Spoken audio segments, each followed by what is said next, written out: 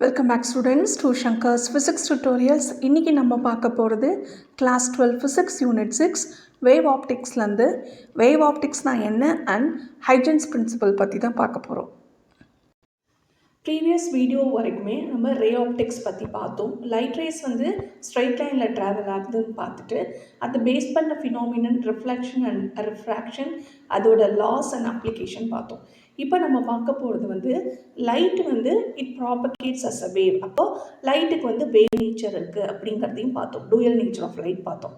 அப்போ what is light அப்படின்னா according to this wave theory it is transverse in nature and it is a electromagnetic wave அப்படிங்கிறாங்க. So electromagnetic வேவாக இருக்கும்போது இந்த wave வந்து even vacuum, அதாவது காற்று இல்லாத வெற்றிடத்தில் கூட ட்ராவல் பண்ணும். அப்போ லைட்டும் வந்து ட்ராவல்ஸ் இன் வேக்யூம் அப்படிங்கிறாங்க. இதுக்கு டிரான்ஸ்வர்ஸ் நேச்சர் இருக்குது அப்படிங்கிறாங்க.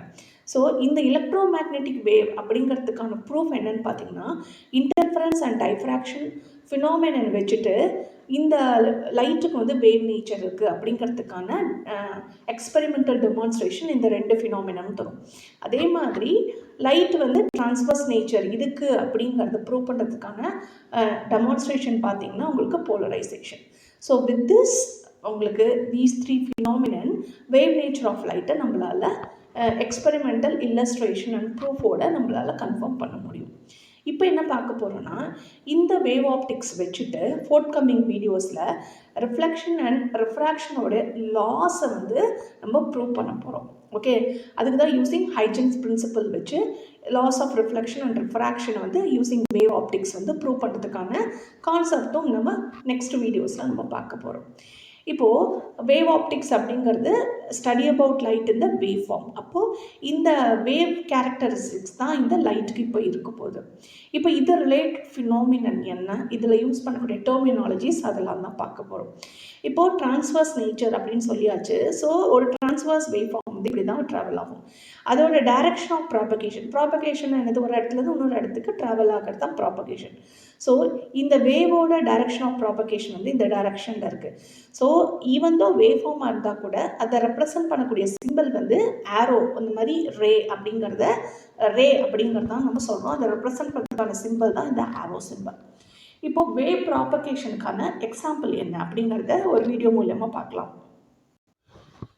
ஒரு ஸ்டில் பாண்டில் நம்ம கல்லை தூக்கி போடும்போது உங்களுக்கு ரிப்பிள்ஸ் வந்து க்ரியேட் ஆகும். ஸோ இந்த மாதிரி ரிப்பிள்ஸ் வந்து ஸ்ப்ரெட் அவுட் ஆகிறது தான் வேவ் ப்ராபகேஷனுக்கான எக்ஸாம்பிள் அப்படிங்கிறாங்க. அப்போ இந்த வேவ் ப்ராபகேட் ஆகும்போது என்ன நடக்கும்னு பார்த்தீங்கன்னா இந்த வாட்டர் பார்ட்டிகல்ஸ் எல்லாமே உங்களுக்கு அப் அண்ட் டவுன் மோஷனில் ஆசிலேஷன் ஆர் வைப்ரேஷனில் இருந்துகிட்டே இருக்குது அப்படிங்கிறாங்க. ஓகே, ஸோ இந்த வைப்ரேஷன் பார்த்திங்கன்னா ஒவ்வொரு ரிப்பிளோட கான்சென்ட்ரிக் சர்க்கிள்ஸ் மாதிரி நம்ம கொடுத்துருக்கோம். இதில் எனி சர்க்கிள் எடுத்துக்கோங்க. இப்போ ஃபஸ்ட்டு சர்க்கிள் எடுத்தாலும் சரி அல்லது லாஸ்ட்டு சர்க்கிள் எடுத்தாலும் சரி, இதில் இருக்கக்கூடிய ஒவ்வொரு சர்க்கிள்லையுமே நிறையா பார்ட்டிகல்ஸ் இருக்குது. இந்த பார்ட்டிகல்ஸ் வந்து it has a common centre. இப்போ ஃபஸ்ட்டு சர்க்கிளுக்கு ஒரு காமன் சென்டர், செகண்ட் சர்க்கிளுக்கு காமன் சென்டர் தான், தேர்டு சர்க்கிளுக்கும் காமன் சென்டர். ஸோ இப்போ ஒவ்வொரு சர்க்கிள்லேயும் நிறைய பார்ட்டிகல்ஸ் இருக்குது. எல்லாமே வந்து சேம் ஸ்டேட் ஆஃப் வைப்ரேஷனில் இருக்குது அப்படிங்கிறாங்க. ஏன்னா அதுக்கு காமன் சென்டர் இருக்கிறதுனால it has a common distance. இப்போது ஃபார் எக்ஸாம்பிள் நம்ம இந்த பிக்சரில் லாஸ்ட்டு சர்க்கிள் எடுத்துக்கலாம். இதில் நிறைய பார்ட்டிகல்ஸ் இருக்குது. அதோட டிஸ்டன்ஸ் வந்து common distance from the centre of the சர்க்கிள்ங்கும்போது எல்லாமே ஒரே ஸ்டேட் ஆஃப் வைப்ரேஷனில் இருக்குது அல்லது ஒரே ஃபேஸ் ஆஃப் வைப்ரேஷனில் இருக்குது அப்படிங்கிறாங்க. ஸோ இந்த மாதிரி ஒவ்வொரு ரிப்பிள்ஸுமே ஒவ்வொரு வேவ் ஃப்ரண்ட்டை ரெப்ரசன்ட் பண்ணுது. அப்போது ஒரு வேவ் வந்து ப்ராபகேட் ஆகிறது நம்ம எப்படி எடுத்துக்கணும்னா ஒரு வேவ் ஃப்ரண்ட் வந்து ஒரு இடத்துலேருந்து இன்னொரு இடத்துக்கு ப்ராபகேட் ஆகுது அப்படிங்கிறது தான் நம்ம எடுத்துக்கணும். ஓகே, இப்போது இந்த ரிப்பிள்ஸ் எல்லாமே உங்களுக்கு அவுட்வேர்ட்ஸாக ஃபார்வர்டாக தான் உங்களுக்கு ஸ்ப்ரெட் ஆகுது. அதோட டைரக்ஷனை வந்து ஒரு ரேவாக நம்ம ரெப்ரசன்ட் பண்ணுறோம். இப்போ ஒவ்வொரு சர்க்கிளும் ரிப்பிளும் ஒரு வேவ் ஃப்ரண்ட்டாக இருந்ததுன்னா இந்த வேவ் ஃப்ரண்ட் வந்து இந்த டைரக்ஷன் ஆஃப் த ரேக்கு வந்து பர்பண்டிகுலராக இருக்குது அப்படிங்கிறாங்க. இப்போது இந்த பிக்சரில் பார்த்தீங்கன்னா ஒரு வேவோட ப்ராபகேஷன் கொடுத்துருக்கோம். இந்த வேவோட ப்ராபகேஷனை வந்து ஒரு ரேவை வச்சு நம்ம ரெப்ரசன்ட் பண்ண முடியும். ஸோ இந்த ஒவ்வொரு வேவ் ஃப்ரண்ட் இருக்கு இல்லையா, இந்த வேவ் ஃப்ரண்ட் வந்து இந்த டைரக்ஷன் ஆஃப் ப்ராபகேஷன் ஆஃப் வேவுக்கு வந்து பர்பண்டிகுலராக இருக்குது. அப்போ இந்த வேவ் ஃப்ரண்ட் வந்து it will be also perpendicular to the direction of the ரேவாக இருக்குது அப்படிங்கிறாங்க. அதுதான் இந்த கான்செப்ட் சொல்கிறாங்க. So in short this wavefront is perpendicular to the ray அப்படிங்கிறாங்க. அதுதான் இந்த பிக்சர்லேயும் கொடுத்துருக்காங்க. உங்களுக்கு ஒரு ட்ரான்ஸ்வர்ஸ் வேவ் ஃபார்மில் ரே வந்து ப்ராபகேட் ஆகுது. அதோட டைரக்ஷனை வந்து ரே மூலமாக ரெப்ரசன்ட் பண்ணுவோம். இதில் கொடுத்துருக்கக்கூடிய ஒவ்வொரு பிளேனுமே ஒவ்வொரு வேவ் ஃப்ரண்ட். இந்த வேவ் ஃப்ரண்ட் வந்து இந்த ரேக்கு வந்து பர்பண்டிகுலராக இருக்குங்கிறாங்க.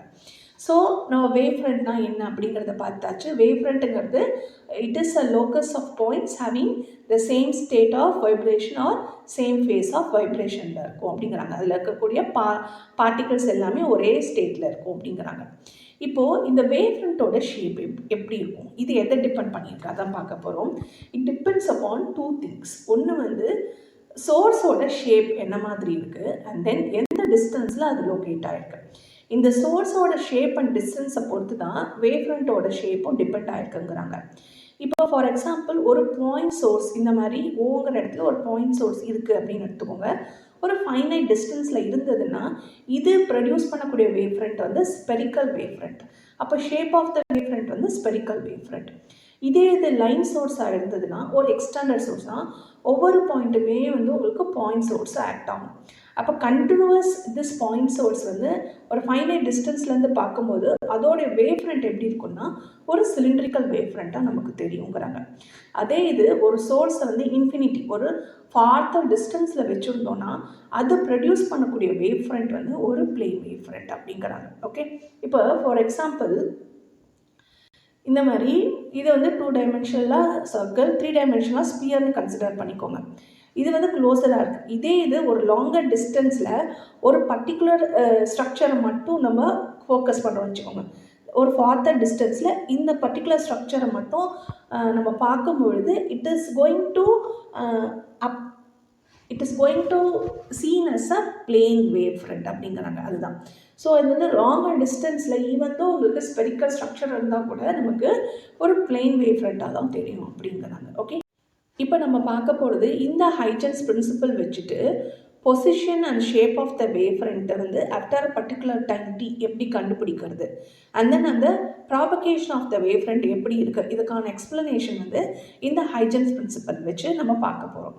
ஸோ இந்த ஹைஜன்ஸ் பிரின்சிபல் படி ஒரு particular time t is equal to 0ல் ஒரு சோர்ஸோட உங்களுக்கு வேவ் ஃப்ரண்ட் எப்படி இருக்குது, அதோட ஷேப் எப்படி இருக்குதுன்னு தெரிஞ்சதுன்னா ஒரு டைம் டீக்கு அப்புறம் அந்த நியூ வேவ் ஃப்ரண்ட்டோட பொசிஷன் அண்ட் ஷேப்பை நம்மளால் ஜியோமெட்ரிக்கலாக கன்ஸ்ட்ரக்ட் பண்ண முடியும் அப்படிங்கிறாங்க. ஸோ இந்த ஹைஜன்ஸ் பிரின்சிபல் படி ஒவ்வொரு வேவ் ஃப்ரண்ட்லேயும் இருக்கக்கூடிய ஒவ்வொரு பாயிண்ட்டுமே ஒரு சோர்ஸாக இருக்கும். ஓகே, ஆக்சுவலாக ஒரு பர்டிகுலர் சோர்ஸ்லேருந்து ஒரு வேவ் ஃப்ரண்ட் ப்ரொடியூஸ் ஆகுது. அந்த வேவ் ஃப்ரண்ட்டில் இருக்கக்கூடிய ஒவ்வொரு பாயிண்ட்டுமே ஒவ்வொரு சோர்ஸாக இருக்கும்போது அது வந்து செகண்டரி வேவ்லெட்ஸை ப்ரொடியூஸ் பண்ணுது. ஓகே, ஸோ இந்த பாயிண்ட்டில் தான் இந்த சோர்ஸ் எல்லாமே ஸ்ப்ரெட் அவுட் ஆகுது. எந்த ஸ்பீடில் வந்து ட்ராவல் ஆகுதுன்னா with speed of the light வந்து ட்ராவல் ஆகுது. ஸோ ஒன்ஸ் வந்து நம்ம இந்த ஸ்பீடு எவ்வளோ டைம் ட்ராவல் ஆகுது அப்படிங்கிறத நம்ம ரெண்டுத்தையும் மல்டிப்ளை பண்ணால் நமக்கு டிஸ்டன்ஸ் கிடைக்கும். அந்த டிஸ்டன்ஸ் வச்சுட்டு நம்ம ஒரு வேவ்லெட்டை கன்ஸ்ட்ரக்ட் பண்ணுறோம். இந்த வேவ்லெட் எல்லாத்துக்குமே நம்ம டேஞ்சண்ட்டை கன்ஸ்ட்ரக்ட் பண்ணும் பொழுது அது வந்து position and shape of the wave front, new wave ஃப்ரண்ட்டை நமக்கு தரும் அப்படிங்கிறாங்க. ஸோ இதை வச்சு நம்ம ப்ராபகேஷன் ஆஃப் த வேவ் ஃப்ரண்ட்டும் அதோட ஷேப்பும் நம்மளால் கண்டுபிடிக்க முடியும். நியூ பொசிஷன் அண்ட் நியூ ஷேப்பையும் கண்டுபிடிக்க முடியுங்கிறாங்க. ஃபார் எக்ஸாம்பிள் இது ஒரு பாயிண்ட் சோர்ஸ். ஓகே, லைட் வந்து ஸ்ப்ரெட் ஆகுது. இது வந்து ஒரு வேவ் ஃப்ரண்ட். இந்த ஸ்பெரிக்கல் வேவ் ஃப்ரண்ட் ஏபி எடுத்துக்கிறோம்.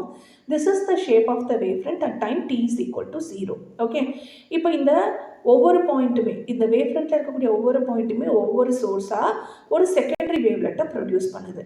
அது எல்லாமே எந்த ஸ்பீடில் ட்ராவல் ஆகுதுன்னா it travels with the speed of the light c. Okay, நமக்கு என்ன தேவை, ஆஃப்டர் த டைம் t அதோட propagation of the wave front எப்படி இருக்குது அதுதான் தேவை. கரெக்டாக? இப்போ இந்த வேவ்லெட் எல்லாமே சிங்கிற ஸ்பீடில் டீங்கிற டைமில் ட்ராவல் ஆகும்போது இந்த ரெண்டுத்தோட ப்ராடக்ட் உங்களுக்கு என்ன கொடுக்கும்னா டிஸ்டன்ஸை கொடுக்கும். ஏன் அப்படின்னு பார்த்தீங்கன்னா வெலாசிட்டிங்கிறது distance travel by time taken. அப்போ டிஸ்டன்ஸ்ங்கிறது மல்டிப்ளிகேஷன் ஆஃப் த வெலாசிட்டி அந்த டைம். அப்போது இந்த டிஸ்டன்ஸ் வந்து நம்ம ரேடியஸாக கன்சிடர் பண்ணிவிட்டு இந்த ஒவ்வொரு பாயிண்ட்டும் இந்த வேவ்லெட்டை இந்த வேவ் ஃப்ரண்ட் ஏபி இருக்கு இல்லையா, இந்த வேவ் ஃப்ரண்ட்டில் அந்த சோர்ஸை வந்து சென்டராக வச்சுட்டு we are going to construct the wavelet. Okay, இப்போது இந்த இதில் பாருங்கள், இந்த வேவ் ஃப்ரண்ட் ஏபியில் PQR அப்படிங்கிற ஒரு பாயிண்ட் எடுத்துகிட்டு அதை வந்து சென்டராக வச்சுட்டு அதோட ரேடியஸ் வந்து CTன்னு எடுத்துகிட்டு we are going to consider this or construct this spherical wavelet. இப்போ 2 டைமென்ஷனாக உங்களுக்கு சர்க்குலர் வேவ்லெட்டாக தெரியுது. அந்த மாதிரி PQRS அப்படிங்கிற சென்டராக வச்சுட்டு CT அப்படிங்கிற ரேடியஸில் we have drawn several secondary wavelets. இப்போ இந்த வேவ்லெட் எல்லாத்துக்குமே நம்ம என்ன பண்ணணும்? we have to draw the tangent. Tangent எப்படி? இதுக்கு இந்த பர்டிகுலர் பாயிண்ட்டுக்கு ஒரு பர்பெண்டிகுலர் நம்ம ட்ரா பண்ணுறோம். ஸோ இதுதான் டேஞ்சன்ட் டு ஈச் வேவ்லெட். இப்போ இந்த எல்லாத்தையும் நம்ம என்வெலப் பண்ணோம்னா, எல்லாத்தையும் ஜாயின் பண்ணோம்னு வச்சுக்கோங்க. Like this we get a new shape of this wavefront AB after the time t. Okay, இது வந்து பாயிண்ட் சோர்ஸ் ஃபைனைட் டிஸ்டன்ஸில் இருக்கும் பொழுது. அதே தான் உங்களுக்கு சோர்ஸ் வந்து இன்ஃபினிட்டியில் இருந்ததுன்னா உங்களுக்கு ஒரு பிளேன் வேவ் ஃப்ரண்ட் வந்து ப்ரொடியூஸ் ஆகும். Okay, this is the plane wave front AB at time t is equal to 0. அதுதான் கொடுத்துருக்காங்க. This is the AB. இதில் இந்த வேவ் ஃப்ரண்ட்டில் இருக்கக்கூடிய ஒவ்வொரு பாயிண்ட்டுமே சோர்ஸ் ஆஃப் செகண்டரி வேவ்லெட்ஸாக இருக்குது. அகெயின் வந்து it travels with the speed of light. So உங்களுக்கு ஆஃப்டர் த டைம் டி அதோட நியூ வேவ் ஃப்ரண்ட்டோட பொசிஷன், அதோட ப்ராபகேஷன் தெரியணும். ஸோ சிடி அப்படிங்கிற டிஸ்டன்ஸை ரேடியஸாக வச்சுட்டு இந்த வேவ் ஃப்ரண்ட்டில் பிக்யூஆர் அப்படிங்கிறத சென்டர் பாயிண்ட்டை கன்சிடர் பண்ணிவிட்டு நம்ம we have constructed this secondary wavelets. எல்லாத்துக்கும் டேஞ்சன்ட் வரைஞ்சி என்வெலப் பண்ணிடணும்னா we get the plane wave front even after the time t. So this is about the propagation of the wavefront in a forward way. Okay, இது வந்து உங்களுக்கு 3 டைமென்ஷனலாக ஸ்பெரிக்கலாக காமிக்கிறதுக்காக I have given this picture. உங்களுக்கு இதுதான் point source. இதில் வந்து நிறைய ஸ்பெரிக்கல் வேவ் ஃப்ரண்ட்ஸ் வந்து ப்ரொடியூஸ் ஆகுது. இதில் வந்து ஒரு wavefront time t is equal to 0 எடுத்திருக்கோம். இதோட டைம் டீக்கு அப்புறம் அதோட பொசிஷன் அண்ட் ஸ்ட்ரக்சர் எப்படி இருக்குது அப்படிங்கிறத ஜியாமெட்ரிக்கலாக கன்ஸ்ட்ரக்ட் பண்ணுறதுக்கு நம்ம வந்து இந்த வேவ்லெட் எல்லாமே செகண்டரி வேவ்லெட் எல்லாமே எவ்வளவு ஸ்பீடில் ட்ராவல் ஆகுது, என்ன டைமுக்கு அப்புறம் அதோட பொசிஷன் அண்ட் ஷேப் வேணும். ஸோ இந்த ரெண்டுத்தோட ப்ராடக்ட் சிடி வந்து it gives the radius.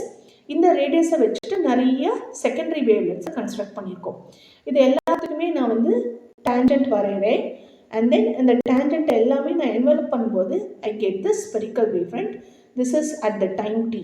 Okay, இது வந்து at the time T is equal to 0. At time t is equal to 0, it is the wavefront, and this time t வந்து it gives the new wavefront. அதோட position and shape வந்து இந்த இடத்துல இருக்குது. Okay, இப்போது இதே இது பிளேன் சோர்ஸுக்கும் பார்த்தோம். இதில் முக்கியமான இன்னொரு கான்செப்ட் என்னென்னா, இந்த மாதிரி நம்ம ஸ்பெரிக்கல் வேவ்லெட்ஸ் கன்சிடர் பண்ணும்போது there is a back wave like this. இந்த மாதிரி பேக் வேவ் இருக்குது. நம்ம எல்லாமே ஃபார்வர்ட் வேவ் மட்டும் தான் பார்த்தோம். இந்த மாதிரி பேக் வேவ் இருக்குது. ஸோ எலக்ட்ரோமேக்னெட்டிக் தியரி படி இந்த பேக் வேவ் எல்லாத்தையுமே நம்ம இக்னோர் பண்ணிடுறோம் ஆர் ரூல் அவுட் பண்ணிடுறோம்.